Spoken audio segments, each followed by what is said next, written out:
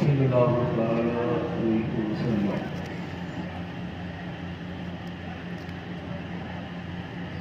آج کی سلیم الشان قدس مقدس کی سالگرہ تقریب شریف میں ہم اور آپ سب سرکار قطب الاولیاء سرکار سیدنا امیر سید محمد علیہ محمد الرحمن کی مقدس بارگاہ میں خراج عقیدت خراج محبت پیش کرنے کی وجہ سے حاضر آئے۔ حالات کا تقاضا اور ملک میں بڑھتی ہوئی بیماری کے اثرات پیش نظر مد نظر رکھتے ہوئے ہم نے گورنمنٹ کے تمام اصولوں کو فالو کیا اور آپ کو بھی اس آخری محفل سے محروم نہیں کیا۔ سبحان اللہ، ماشاء اللہ۔ تاکہ آپ بھی سال بھر کے لیے محفوظ ہو جائیں اور ملک کی نظر میں ہم بھی ملک کے وفادار مانے جائیں۔ رب قدیر ہم سب کی آپ سب کی حاضری کو قبول فرمائے۔ آمین آمین آمین۔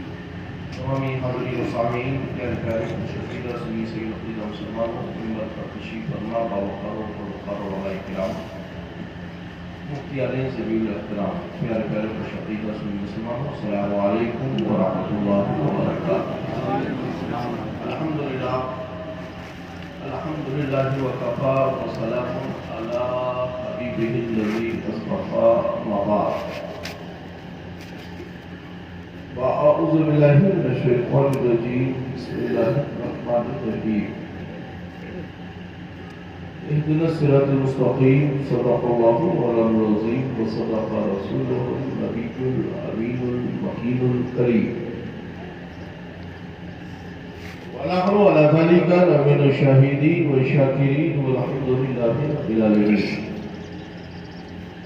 غوث اعظم ربانی بسر سامع مدد قبلہ کی مدد قبر امام مدد قبلہ سلطان زمانہ ہستی ہسپتال تمنا شہیدینہ مدد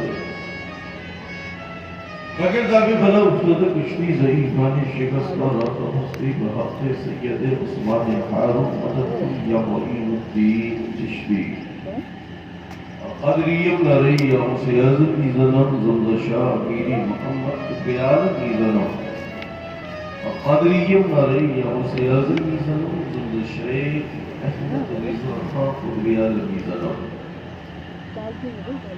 کہ محمد کے لیے روزی کر احمد کے لیے خان فضل اللہ سے حصہ پیدا کے واسطے آج ہم اور آپ اسی دسترخوان کرم کی بھیک کے لیے اپنے خالی دامنوں کو لے کر بارگاہ پرمین میں حاضر ہیں۔ جس شجرہ منظور کو پوری دنیا کا خوش عقیدہ فریبی پڑھتا بھی ہے اور اپنے لیے پڑھنا باعث برکت بھی سمجھتا ہے، اسی شجرہ منظوم کے وسیلے سے ہر عاشق رسول اپنے آقاؤں کی بارگاہ میں مرشدان طریقت کی بارگاہ میں خراج عقیدت خراج محبت پیش کرتا ہے۔ وسیلے والے ہیں ہم، وسیلے کی بنیاد پر طلب کرنے کا جذبہ اور فکر رکھتے ہیں۔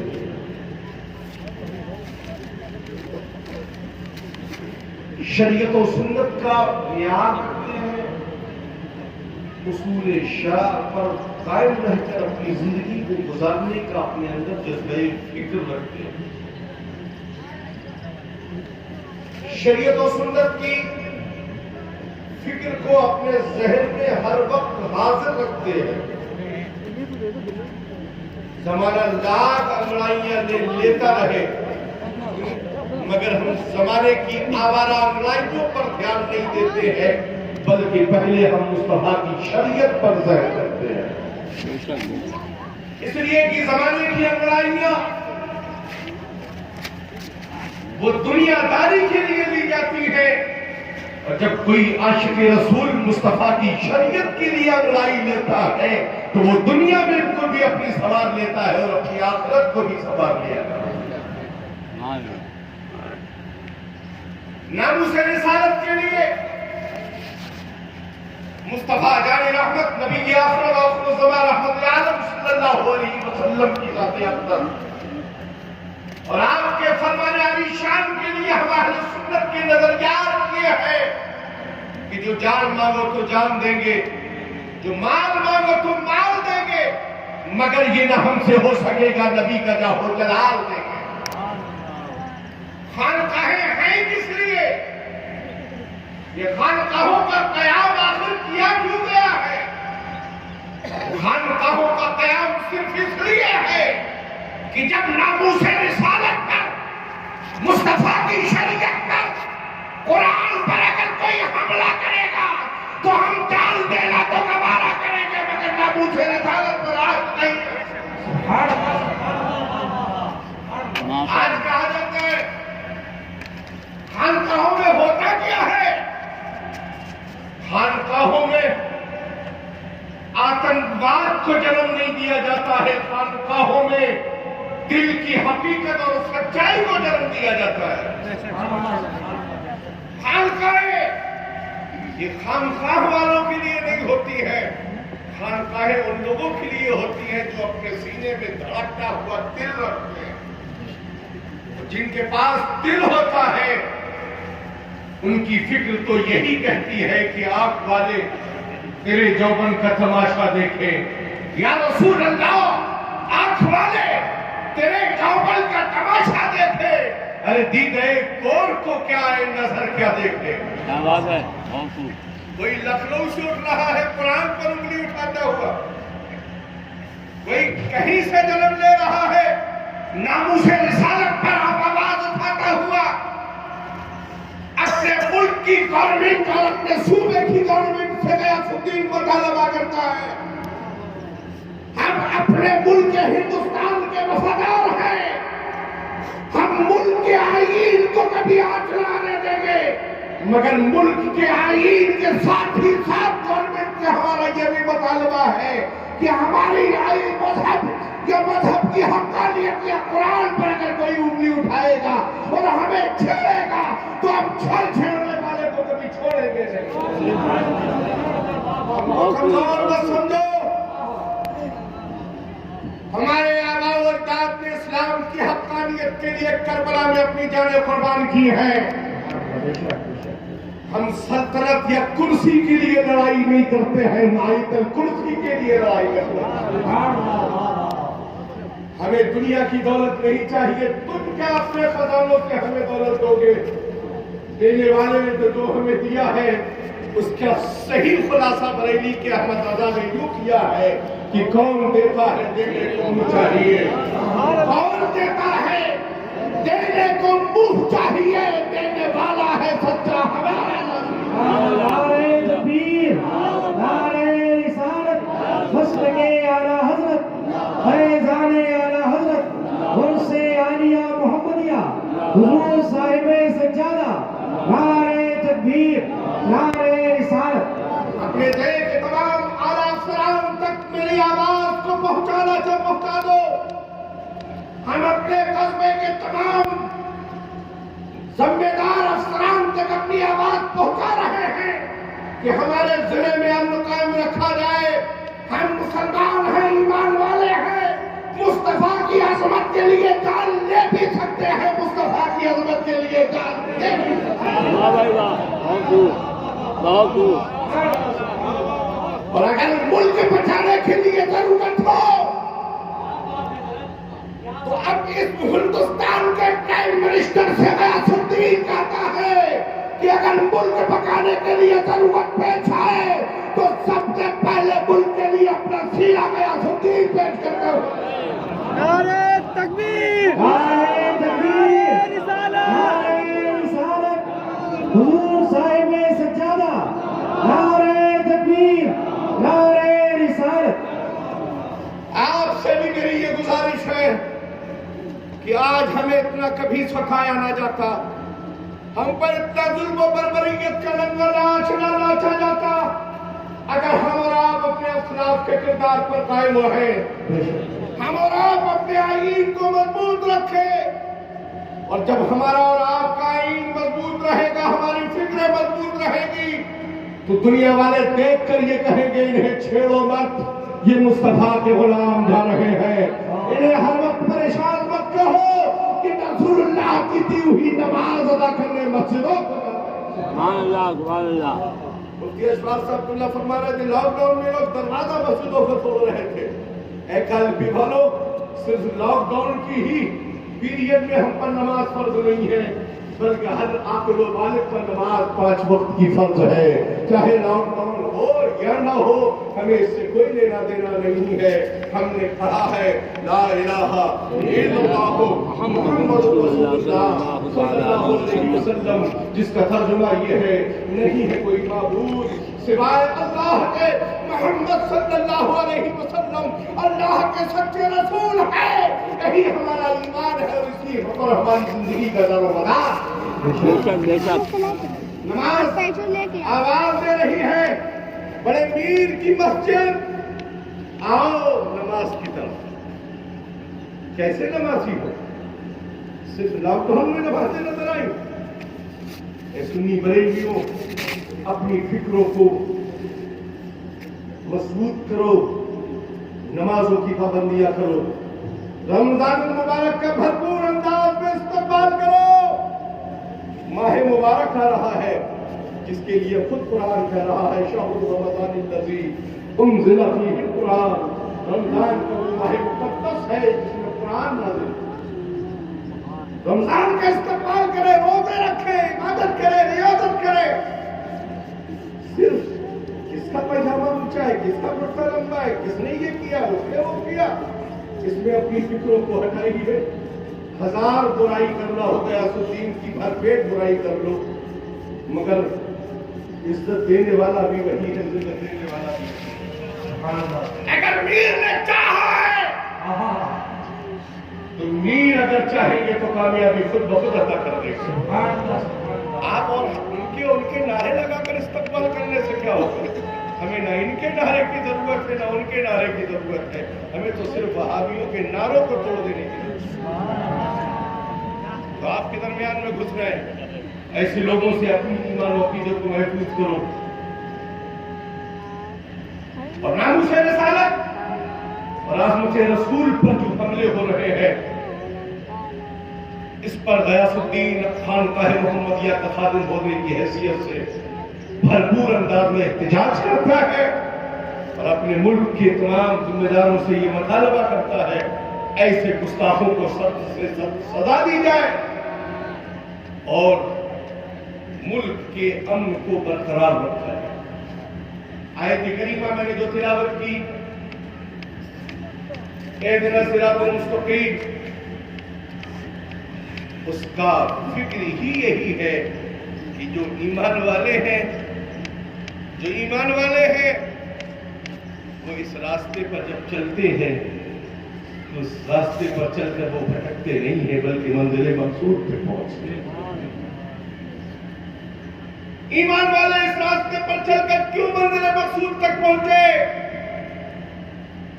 بہت سے لوگوں نے صاحب کو پڑھا ہے مگر منزل مقصود تک کیوں نہ پہنچے وہ لوگ؟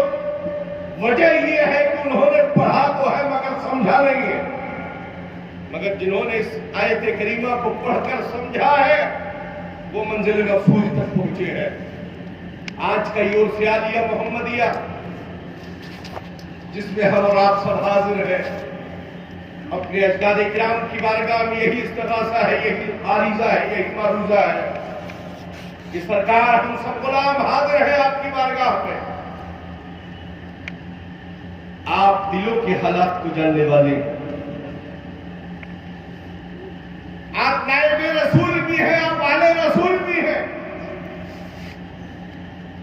اپنی نیابت کا بھی جلوہ دکھا دیجیے، اپنے آل رسول ہونے کا بھی جلوہ دکھا دیجیے، اور مسلمانوں پر جو ظلم و بربریت کے ننگے ناچ ناچے جا رہے ہیں، ان سب سے مسلمانانہ اہل سنت والجماعت کی جان و مال، عزت و آبرو کی حفاظت فرمائیے۔